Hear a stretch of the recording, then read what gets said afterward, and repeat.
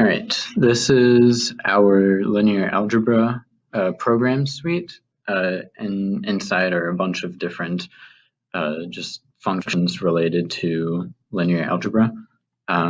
So the first one, these two together, minor and get cofactor at, they provide a way of getting determinants for matrices that are larger than just 2 by 2s. So these are square matrices of size 3 by 3 and up.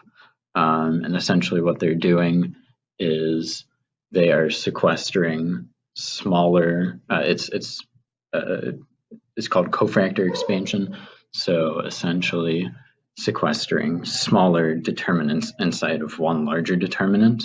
And it does that throughout the whole matrix. I won't go into that very deeply, but these are the two, minor and minor's helper function itself, get cofactor at, so it's like a helper inside of a helper. So yeah, that's that. Then we have the multiply function, and that's basically just you run through, well, you check, can they be multiplied? So does the first matrices column equal the length of the second matrices row? And then you iterate, just multiplying all of those.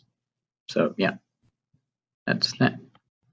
Okay, so for our final project for MP7, we kind of did a linear algebra suite. It's mainly just a matrix class with some methods that would be useful in maybe future programs, stuff like that. Linear algebra is very powerful just in computer science in general. The main two methods I wrote was determinant and generate inverse, which do exactly what you would expect them to. Determinant was a really interesting method for me because it was recursive, if you can call it that, in a way where it calls a method that then calls it again. So it's like recursive, but through two methods. I don't know. I don't know if that's a thing, but it does that, so that's cool. If you understand linear algebra, it uses cofactors and stuff. Same with the generate inverse method, wherever it is. Yeah, it does something similar. I made this driver to kind of just show some of these useful things. So let's see, it allows me to kind of fill the matrix. So I'm just going to throw in some numbers. Okay, let's see. This is the matrix. The determinant is 4. The matrix multiplied by itself is this. The transpose is this. The inverse is this.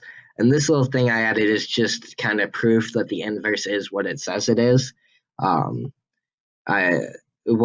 the code is there is that multiplying the inverse by itself, you see it gives you the identity matrix. So there, it's the real thing.